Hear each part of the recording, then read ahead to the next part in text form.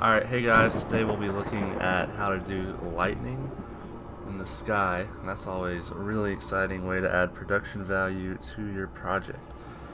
So let's do that. First we're going to go ahead and drag our shot into the comp. Basically, it's really dark, and it starts out in the sky, and as we go, it tilts downward, and you see a guy at his car fiddling with the lock. So what we're going to do is it's going to start here. We're going to have a lightning flash, and then it's going to pan down, somewhat like a horror type setting, I guess. So let's do that. First thing to note is there's nothing really in the sky. There's no data there, and therefore there's not much you can do. So what I do have is Artbeats footage. If you guys don't know what Artbeats is, it's a really incredible stock footage website. Has some really high quality images, 4K, 6K, all the goods that you need. So here we go. Let's go ahead and kind of put this where we want it to be. I would say right there, and then we want to. All right, let's hide that first. What we need to do is we're doing sky replacement, so we need to be able to track our sky into the old sky. So how are we going to do that, you say? Let's go up to layer, new, null object. Null object is basically, it does nothing, but you can track it or use it as a parent layer, and that is what we will be doing. So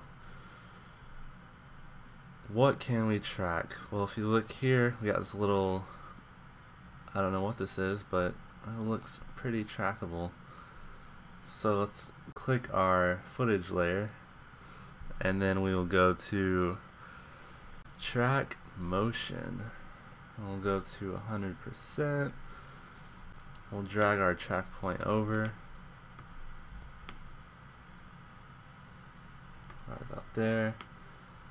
And the inside box basically is what is the pixels you're tracking. The outside box is where to search. So this can be as big as you want, but the bigger it is the longer it'll take. So if you don't have that much movement, it's good to keep it at a decent size. So we'll do it right there.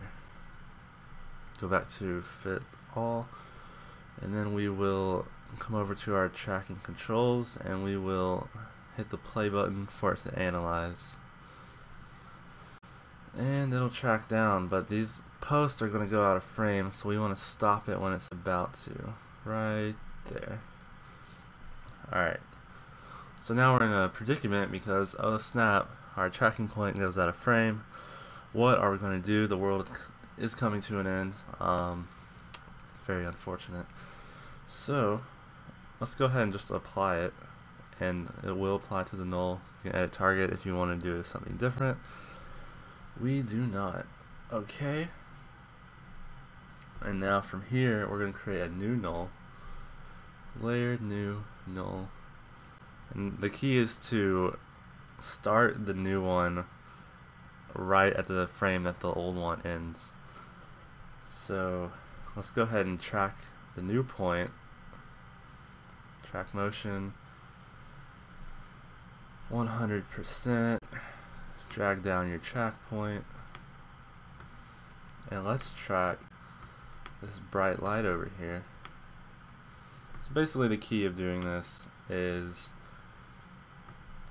once one track point goes in, find a new track point, and then what we're going to do is connect the null objects so that when one stops, it basically connects to the other one, and it'll basically just be like a stream of null objects, and therefore you can basically track whatever you want. Alright, that one's done. Click apply. Alright, so as you can see, we got this null object on the right tracks down, and then once it hits the end point, it's done, but then the next one starts, and therefore we are good. Kinda. First we need to take null 2. You got the parent pick whip right here. You're going to drag it to null 1. So then when it drags down, shift click so I can show you, it drags down, and then yeah. So basically, if we take our art beats, turn that back on, take the pick whip and drag this to null 2, what will happen is it'll drag down, it'll go down, and it basically tracks all the way. Really cool stuff. Now we are noticing it's not really big enough. It's getting cut off on the edges over here. We're gonna put the art beats further to the left, and then we're going to do some of that fancy smancy masking.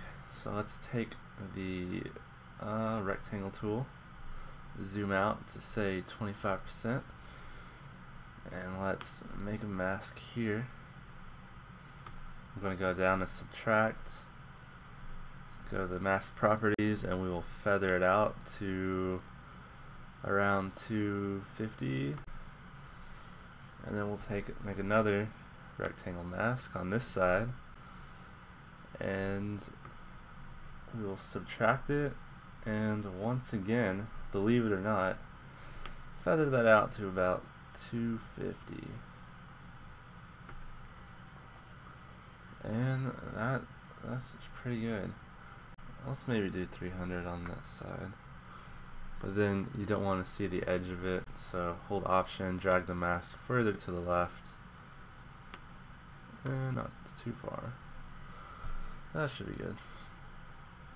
Let's go to fit up to 100%, turn off the toggle mask thing of a jig, and now obviously that's just too bright, but there is a solution. Let's go to Effect, Color Correction, and Curves, and then we will darken it quite a great deal. Now we're talking. A little more. Okay. Cool. Alright. So, what next? That's a good question. Let's do our lightning. Hey, why not do the lightning?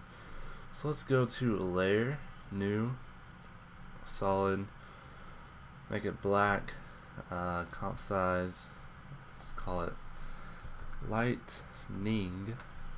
Now this is the exciting stuff you've been waiting for. So well, let's just do it. Let's go to Effect, Generate, Advanced Lightning. Now you say, whoa Nathan, I didn't ask for nothing advanced. And that's okay, because I'm going to walk you through it. So, basically there's a lot of different types of lightning, so you really need to experiment to find out like what's right for your project, but I'll show you a way to do it, and then you can kind of go from there. First thing is lightning type. I kind of like breaking.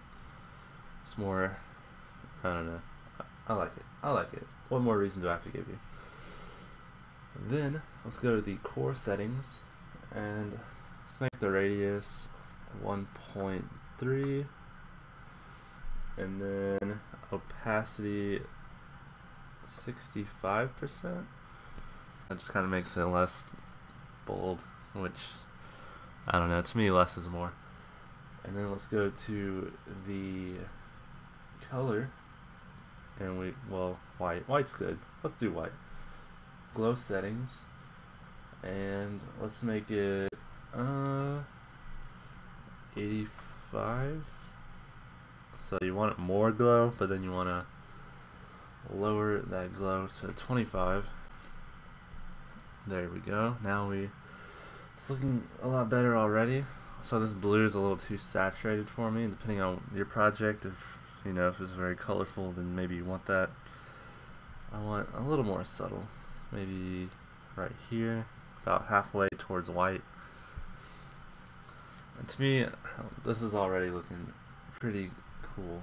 So let's go to decay, do 0.22, which gives it a little better fallout, which will help, I think, make it blend better.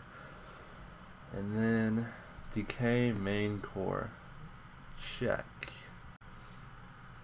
Alright, so let's move this to over here, down here.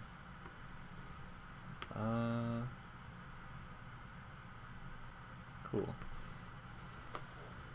Alright, is there anything I'm forgetting? I don't think so, but let's see. Forking. Yeah, let's up the forking a bit. Also, note, if you did something like this, you could probably do some kind of like Darth Vader lightning, whatever they call it. I don't know, but you can do some cool effects. So let's do forking at like 60. Okay, yeah, I like 60. I will note, technically this is not 100% good because the sky we're using isn't like dark clouds or whatever.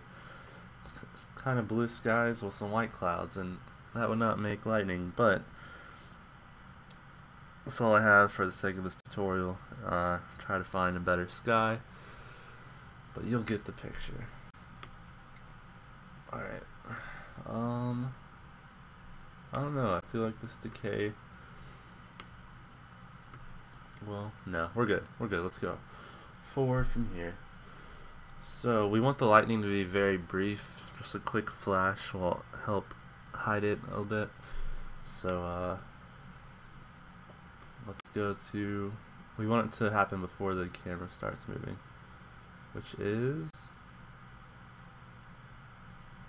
right about at 1 frame, or 1 second and 6 frames. So make sure we're done by then, and also well, yeah, let's do it. So also I know what I'm saying. Okay, so basically it stays static, and that's not good. So there's several ways you can kind of animate it. You could alter the conductivity state, and that'd probably be the easiest. So let's go to the beginning, and we'll just have it constantly moving, and then when it flashes it'll look right. So let's set a keyframe, move down to just 112, and animate it to, doesn't really matter that much as long as it's moving.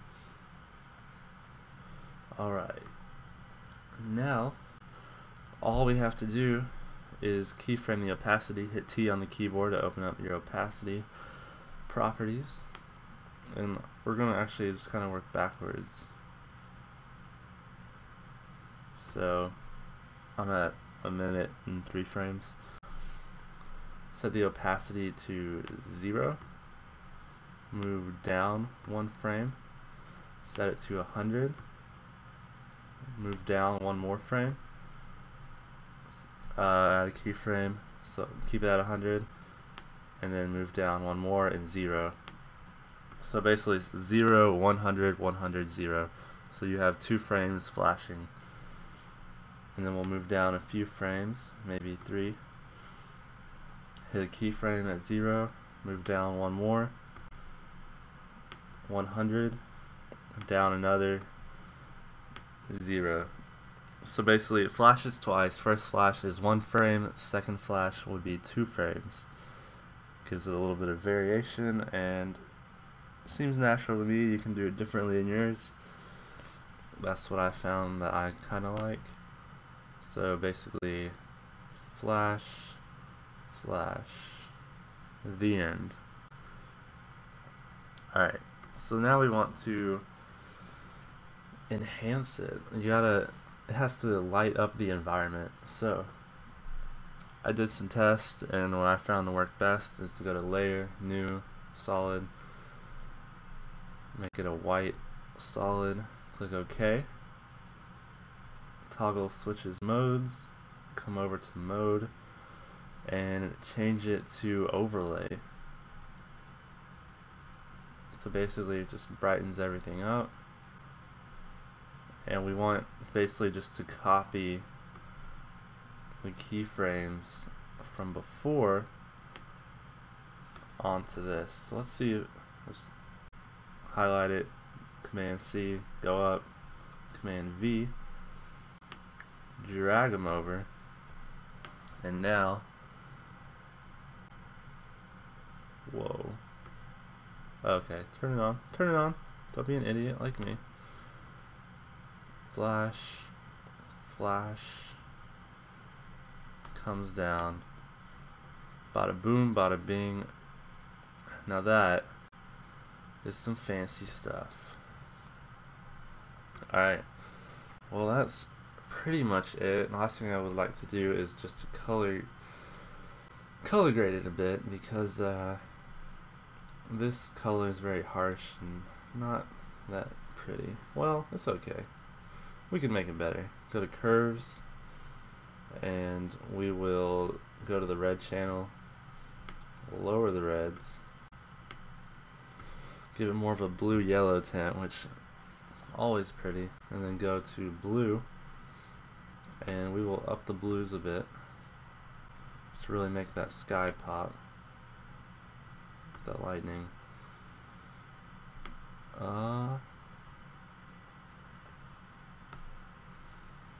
Last thing I kind of want to do is just to mess with this mask a bit, because the second one to the right, because it's just a bit too much of a, I don't know, it feels like a mask. So let's feather out to 630 and drag it over a bit. Oh, I see. So we want to drag this side out. Alright, well that's it. Please subscribe if you have any requests on, like, you see an effect and you want to get an idea of how to do it. Please let me know in the comments below, and I would be happy to do it.